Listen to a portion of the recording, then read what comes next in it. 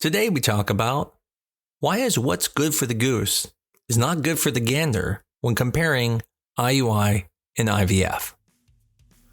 I'm Dr. Mark Amos, and this is Taco About Fertility Tuesday.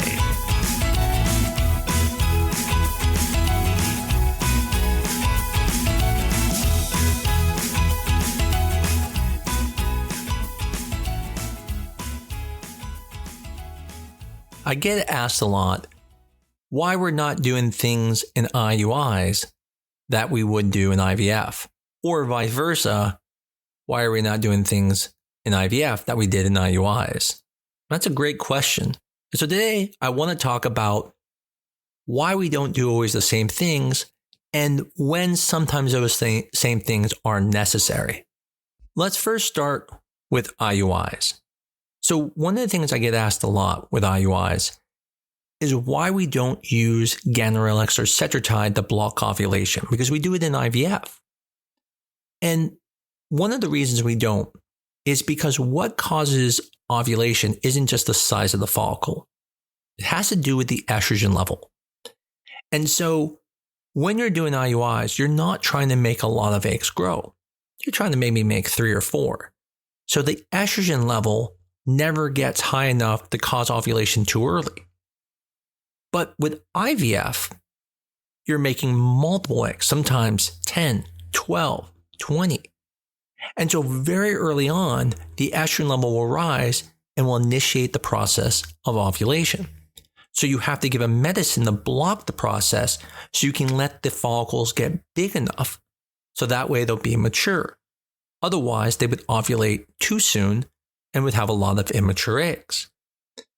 So one of the worries that comes up is, but then do I need to be worried about a post-mature egg in IUI? What if it's too big? Well, that will actually not happen because in IUIs, it's naturally ovulating.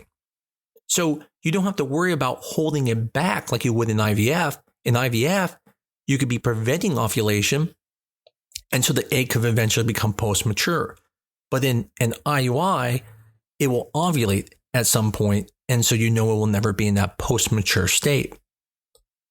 Now, that doesn't mean you can't use things to block ovulation in IUIs. Matter of fact, I do it all the time. There are sometimes patients who I realize we need to pick up another egg. I want to give them more time, but I have to tell them, listen, based off your estrogen level, you're probably going to ovulate. The only way I'm going to be able to capture those other eggs is we're going to have to take an antagonist to block ovulation. And that's exactly what they'll do. They'll take that antagonist, they'll buy us another day or two, and we're able to get more eggs for the artificial insemination cycle. The next area that comes up is why do a lot of clinics use Ovidrel for IUIs, but use HCG such as Novaropregnol for IVF? And there's the simple answer, which is a lot of people believe that Ovidrel may not be strong enough to induce maturity in all of the follicles in the IVF cycle. But with IUIs, you're only making a few follicles, so it's not a big deal. Now, this has actually been shown to not be true. There are many clinics that only use Ovidrel, but there's no question it is a lower dose than, let's say, a 10,000 unit Pregnil.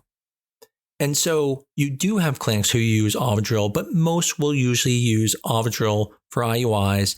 And then for IVF, there are some that use Ovidrel for IVF, but most use HCG. The one thing you definitely will not see is using Lupron in an IUI cycle.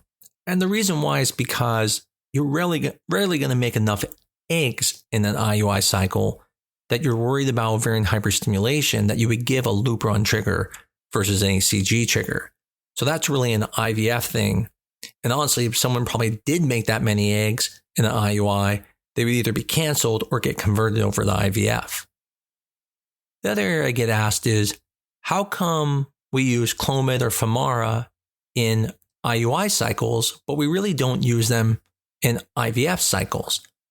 And that's because Clomid and Femara themselves do not make your follicles grow.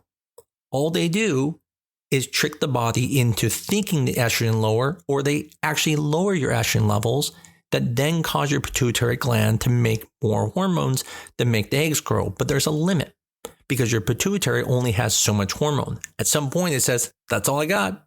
Doesn't matter if you go up on the dosage, I can't give any more. And so in IVF, instead, we give injectables because we can go to whatever number we want and we don't have to depend on the pituitary. We get to control everything. Now, you can make the argument, well, then why not use injectables only in artificial inseminations? And the answer is you can. Matter of fact, we used to do that. But the problem is your response could be too great and you can end up having multiples or even having your cycle canceled. And so a lot of times we'll use Femara and Clomid because we'll get a decent response without the risk of high order multiples. Now, the other reason why we don't like to use injections in IUIs is because of the cost. Using injections for IUIs could cost you thousands of dollars. Yet using Femara and maybe an injection or two might cost you $300. And since IUIs aren't that high of a chance to begin with, it doesn't make sense to put thousands and thousands of dollars into an IUI. Now, it's reasonable to put that type of money into an IVF because the rates are much better at getting pregnant. With IUIs, they're not. And so it doesn't make as much sense, and that's why most people will use oral medications to keep the cost down and then potentially add injectables if needed. Another question that gets asked is, why do I get monitored more in IVF and not as much in IUIs? And a lot of people think, well, because you don't pay as much. That's really not the reason. It's because you don't need to look as much. It'd be like the difference of saying, hey, why do you pay so much attention to your little toddler, but you don't pay as much attention to your 16-year-old? Well, because your 16-year-old's a little more mature. You know, you don't have to watch them very closely. Well, when you do an IUI, there are really only 2 points in time that matter. The first is in the beginning to make sure there's no cyst. And then the next is to know when to give the trigger shot. You're not starting any other medications, but in IVF, it's a little bit different. We're shooting for more eggs. We're trying to make sure there's the best quality. So we're adjusting. So we have to watch them more. We have to know when to start an antagonist medication to prevent ovulation. So in an IVF cycle, in the very beginning, you're trying to make adjustments. So you have to watch closely. Then you have to see if those adjustments are working or are too much. Then the next thing you have to look for is to make sure do you need to start an antagonist. And then later you're looking for maturity because now we are preventing ovulation. We don't want to get to post-maturity, so we have to watch things closer. So the reason you do more ultrasounds and there's more monitoring is not because you pay more, but because you actually have to do more to be able to have a good cycle.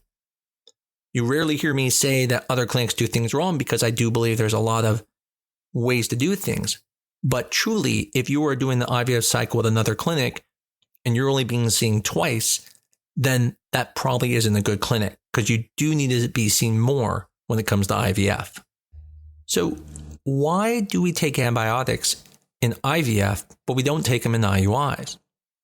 And the reason why is because the antibiotics are not just for the retrieval, but even when you go to do a transfer, the thought is that there is a potential risk that you are carrying some bacteria.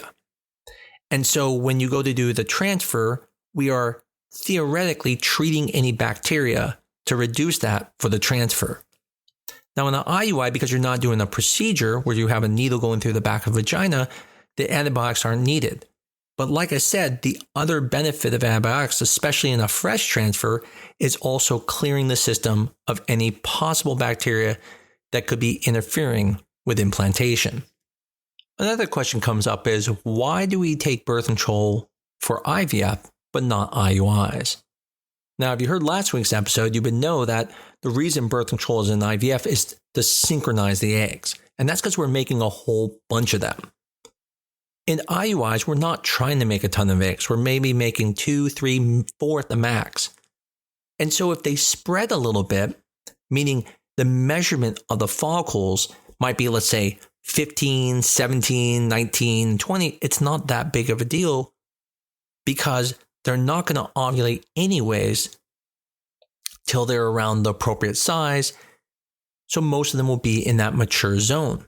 But in IVF, if they spread out a whole bunch, The problem is that they'll be tons below 15, tons above 20, and now you have a bunch of immature and post-mature eggs. And so what we do is by putting on the birth control, it can synchronize those eggs. And then there are other benefits too.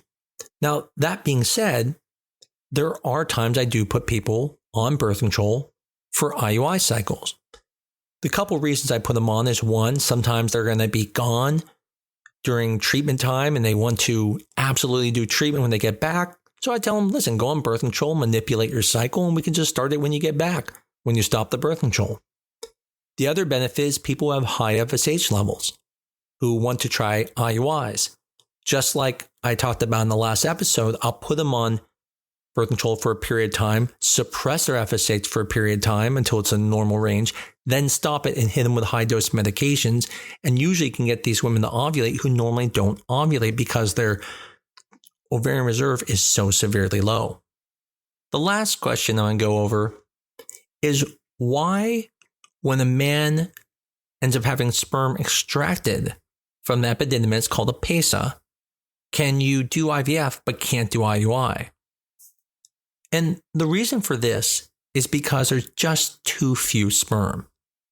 To be able to do IVF, you really don't need a lot of sperm. I mean, technically, you only need one sperm per egg. But to do IUIs, you really do need a lot of sperm. And that's because a lot of it's even gone by the time you get washing it. So when you do a PESA, which is where you extract the sperm from the epididymis, this would be common in someone, let's say, who had a vasectomy. And once they have another kid, they can extract the sperm from it. You can't do an IUI because there's not enough sperm, not even one IUI. Because usually you're going to have in like a couple million sperm. And so the only option at that point is to do IVF because now you can take the sperm and inject it into the egg and have fewer sperm to work with. Hopefully this was helpful for some of you who are going through IUIs or going through IVF, or have even asked these questions yourself thinking, do I need to be worried about something? As you can see, IUIs and IVF are different, but there's a lot of similarities. And so if this question has come up, hopefully this answered it for you. And if you have friends who are going through it, let them know about this podcast. It may help them with some of their worries, thinking that maybe things aren't being done right, when in reality, they're just different. Some things done with IUIs are done with IVF, and some things are not done vice versa. As always, I greatly appreciate everyone who listens to our podcast. If you enjoy it, give us a 5-star review on your favorite medium and let your friends know about us. I look forward to talking to you again next week on Talk About Fertility Tuesday.